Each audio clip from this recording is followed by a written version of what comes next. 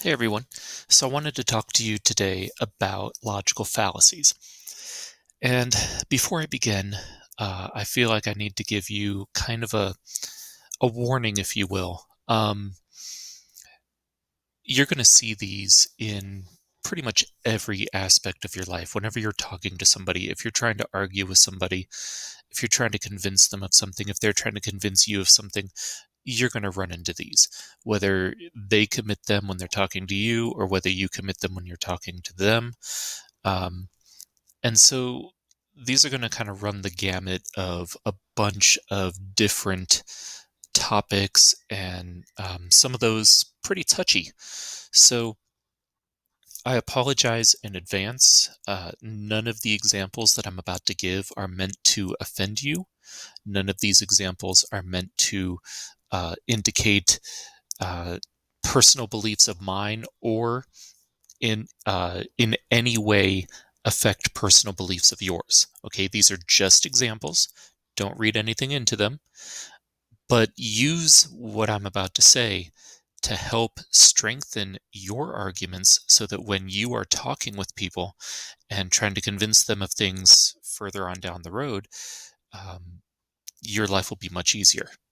So, that being said, these are the most common logical fallacies that I think you're going to run into. This is not an all-inclusive list. These are not all of the logical fallacies that exist in the world. There are dozens, if not hundreds, of logical fallacy types. I'm just touching on the ones that I think are the most common that you're likely to commit or have committed against you. So, anyway, there's my warning. Again, please do not be offended by anything that I say. These are just examples. I hope you learned from them. So, here we go. So, what are logical fallacies? Well, a logical fallacy. So, it's two words, obviously, logic and fallacy. Logic is the use and study of valid reasoning. So, this is your logos. Whenever you are attempting to reason, whenever you are attempting to make connections or conclusions based on data, if those reasons are valid, that's logic. If those reasons are invalid, then that is a logical fallacy. For example, um, if I get out of bed and I'm shivering and I walk over to the window and I put my hand on the window and the window is freezing cold, I can safely assume using logic, using all of my data available, that it's probably cold outside. Okay. I can't use that same data to make assumptions on exactly how cold it is or if it's raining or not. I can't be shivering and then touch the window and the window's cold and then assume that uh, there's a blizzard outside or that it's raining cats and dogs. Can't do that. Okay, that is a fallacy, a flaw in my reasoning. So that's just a basic example. So when we're dealing with logic and dealing with reasoning, it really kind of boils down to two big types. Now, there are more than this, but for the purposes of kind of keeping this simple, we're going to talk about two types. And you've got inductive and deductive reasoning. And these are pretty much the two biggest types of reasoning. We're going to focus mainly on deductive, but both are equally valid. I'm not going to read this whole thing to you. You can see it on the screen, but basically it boils down to this. When presented with data, when presented with information, okay, inductive reasoning basically takes data and then gathers the data and says, here's my hypothesis of that data. Here's my conclusion of that data. I have A, B, and C, and because of that, I can conclude this. That's inductive reasoning. Deductive reasoning is the exact opposite. Deductive reasoning takes a hypothesis, I think this, and then goes out and tries to find data to support that or refute it. Okay. And some of the things I underlined on here, inductive reasoning, your conclusions are going to be purely subjective. They're going to be purely conjecture. In other words, I don't know for certain. If I'm using inductive reasoning, I don't know for certain. All I know is I have a set of data, and this is what I think based on the data that I have about what my results are going to be. It's a guess. It's an educated guess. Okay, it may or may not be true. Deductive reasoning is much more solid, provided that your data itself is solid. So if your data is solid, if your if all of your pieces are true, if all of your conclusions are true, then your end result is going to be true. Okay. So I have an example here about a coin bag. So let's say you have a coin bag, and in this coin bag, there's a series of coins. Now, inductive reasoning says, I don't know what's in the coin bag, but I pulled 3 coins out of the coin bag and all 3 were pennies. So based on that data, I can safely assume I can make an educated guess that the bag is full of pennies. Fair enough. Deductive reasoning says, I know it's a bag full of pennies, and because of that, I can safely assume that every coin I pull out will be a penny. So the most basic and fundamental type of logical reasoning is called a syllogism, and this dates back all the way to Aristotle. Okay, same man responsible for our rhetorical appeals that we've been studying. And he supposed that there is a basic set of premises that you could assume. And if you can assume these, then you have a sound argument. And so this is called a syllogism, and it's made up of 3 parts: a major premise, a minor premise, and a conclusion. Now, if your major premise and minor premise are good and true, then your conclusion will be good and true. If any part of it is false, it will unravel the entire thing. And that's the problem with deductive reasoning, is that if any part of your process is false, it's going to screw up all of your results. So, here's an example. All ducks are feathered animals. Okay, fair enough. Daffy is a duck. Therefore, Daffy is a feathered animal. Makes sense. All ducks are feathered animals. That is a true statement. Daffy is a duck. That is also a true statement.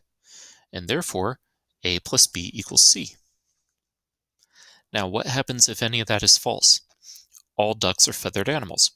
Fair. True. Okay. Sally is a feathered animal. Okay. Fair enough. Therefore, Sally is a duck. Now, hold on.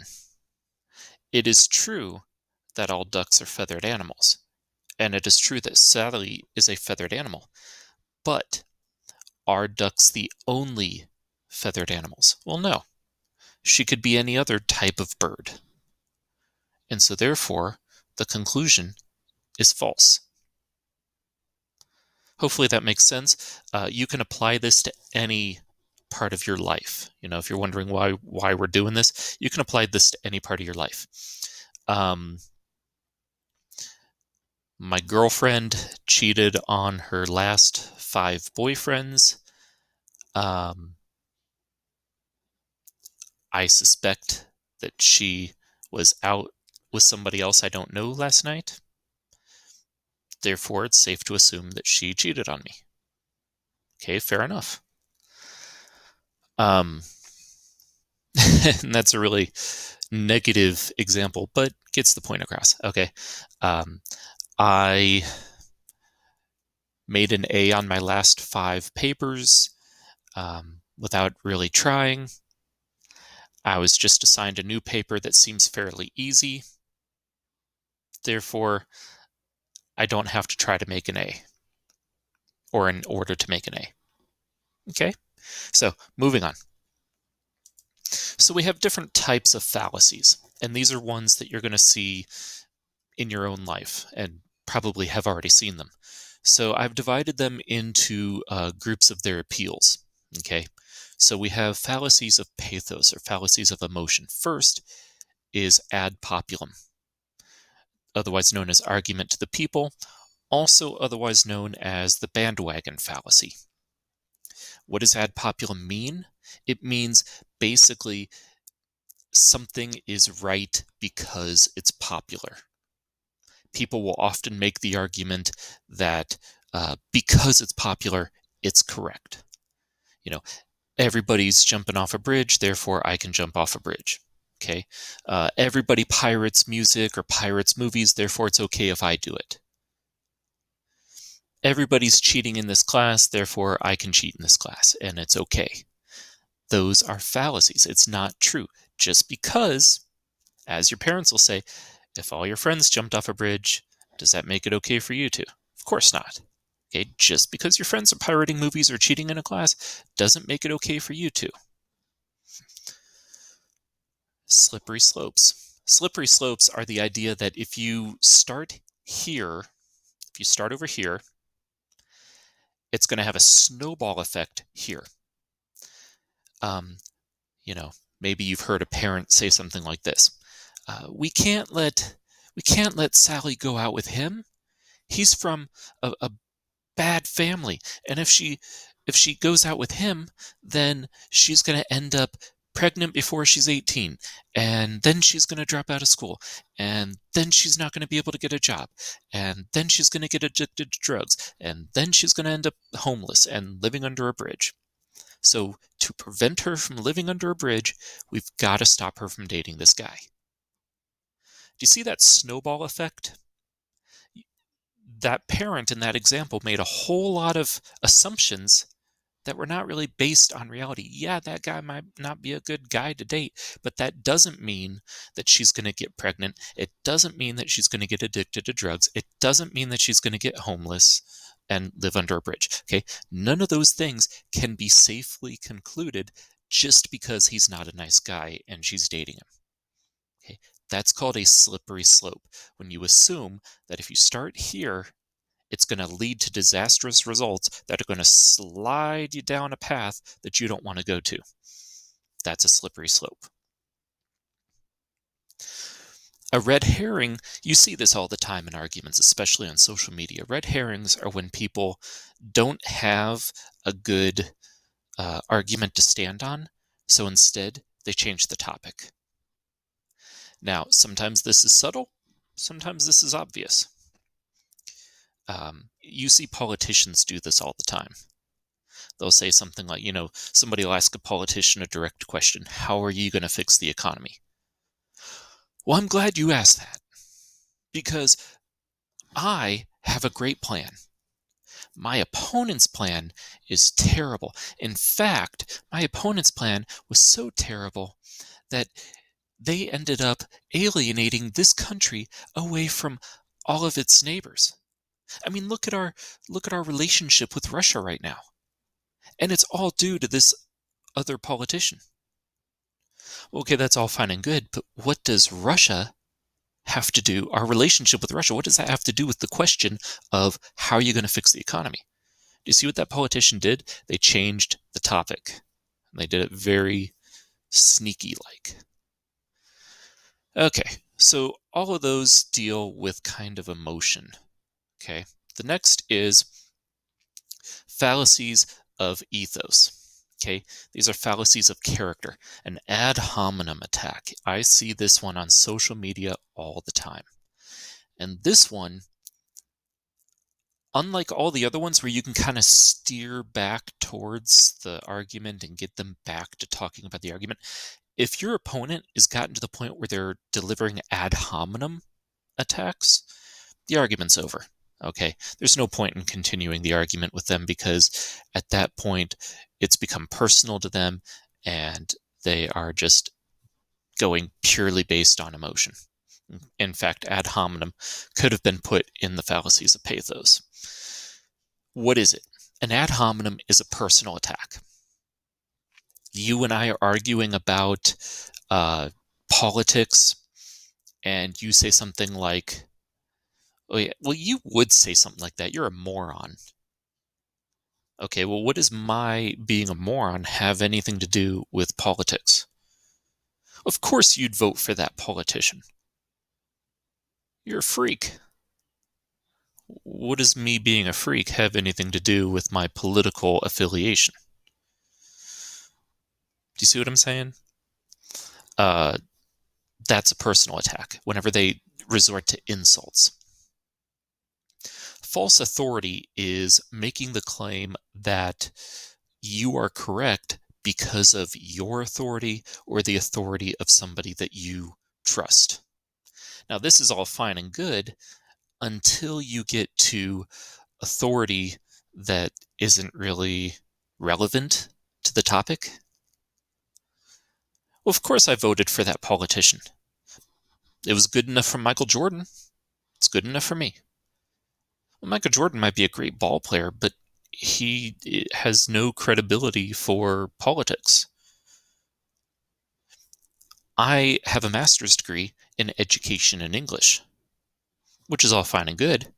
That doesn't mean you should trust my opinion when it comes to math. Okay, I don't have the authority to speak on that. And claiming that I do is a false authority fallacy.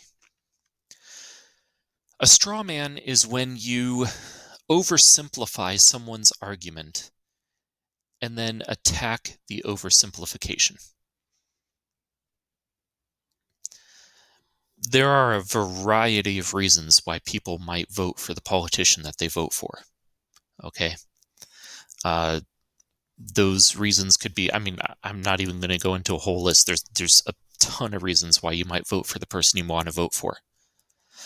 But assuming that someone is, let's say, racist because they voted for a certain politician, that's a straw man. Basically saying, well, of course you voted for Trump. You're a racist, and anyone who votes for Trump is a racist, so clearly you hate black people. Well, that's not at all the case.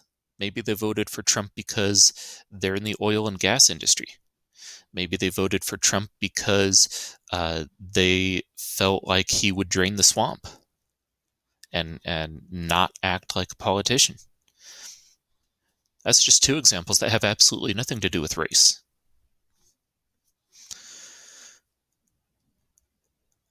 Okay, fallacies of logos. There's a bunch of these, so I'm going to try to go through these kind of quickly. Okay, so hasty generalization. A hasty generalization is when you make assumptions based on insufficient data. Okay, when stereotypes, think of stereotypes. All Asians are good at math. That's not the case at all. Okay, and in fact, that's racist to say so. Just because you happen to know a few people with whom that applies doesn't mean that it's true for everyone. Okay, just because you know somebody who died from doing something doesn't mean that everybody's going to die from doing that thing. Just because you know somebody who went to a particular school and is a jerk doesn't mean that everybody who goes to that school is a jerk. It's a hasty generalization. Post hoc. That's Latin. And the whole terminology for this fallacy is post hoc ergo propter hoc. The best way I can describe this one is to think of superstitions. It's post hoc is the idea that this happened, A happened, and then B happened afterwards. So therefore, A must have caused B to happen. I walked under a ladder And then I tripped and fell down and sprained my ankle. So therefore, walking under the ladder must have given me bad luck. Okay. Um, I wear my lucky socks before every game. I couldn't find my lucky socks before yesterday's game. We lost yesterday's game. It was because I didn't wear my lucky socks. This happened, then this happened. So therefore, the first thing must have caused the second thing to happen. Not always the case. Your socks had nothing to do with the play of the game.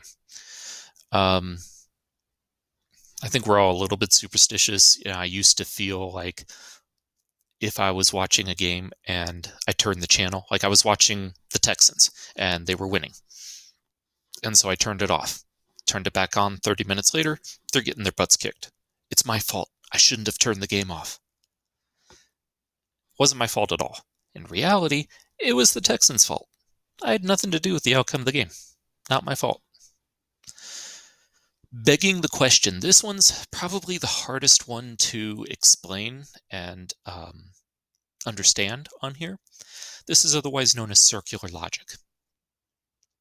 This is basically when you take a premise and then you take another premise and you use the first premise to prove the second premise is true and use the second premise to prove that the first premise is true. Okay. I'm a great artist. Well, how do I know I'm a great artist? Because I make great art. Well, how do I know I make great artists? How do I know I make great art? Because I'm an artist. So, I'm a great artist. Therefore, I make great art. How do I know I make great art? Because I'm a great artist. Well, how do I know I'm a great artist? Because I make great art. That's circular logic. It just goes around and around and around in a circle. I'm going to give you an example. This is going to hopefully not step on anybody's religious toes. I'm only giving this example because I see people use this all the time on social media, and I wish they wouldn't. Okay? If you want to be religious, knock yourself out. I have no problem with that. Okay? You do you. And I want to make that clear. You do you.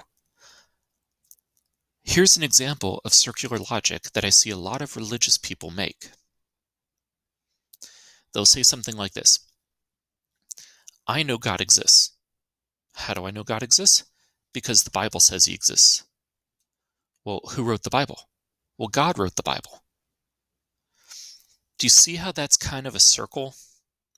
You're saying that this person exists because this book exists that says he exists, and he wrote that book. You're using this to prove this, and this to prove this. That's a circle. Okay? I'm not saying that God doesn't exist. Okay? Don't hate on me. Okay? It's just an example that I see a lot of people use. If you want to prove that God exists, great. Using that religious text to prove he exists, not the best example. That's all I'm saying. Okay, moving on. Last three. Either or fallacies. These are pretty easy. This is when you take a complex argument that has a lot of choice, and you boil it down to just a couple of options. America, love it or leave it. Well, that's not my only options. I don't have to love it if I stay here, and I don't have to leave it just because I'm not in love with it. Okay? If you love Trump, then you're a racist. No. Just because you love Trump doesn't make you a racist. Okay, there's a lot of other things that you could be. It's my way or the highway. You either do what I say or you're in trouble. Well, no. There's a lot of other options that could happen there. So an either or fallacy basically boils a complex amount of choices down to one or the other. You often see the words either or, as in the example on the first one, my way or the highway, but it's not required. Okay. Argument from ignorance. This is probably the most common one I see on the internet these days. This is the idea that because you can't prove it, it's automatically wrong. Or because you can't prove that it isn't, it automatically is. Here's another example. Again, not stepping on anyone's religious toes, but I see this one a lot. You can't prove God exists, therefore he doesn't. That's a fallacy. Just because I can't prove that he exists doesn't mean that he doesn't. On the flip side, you can't prove that he doesn't exist, therefore he does.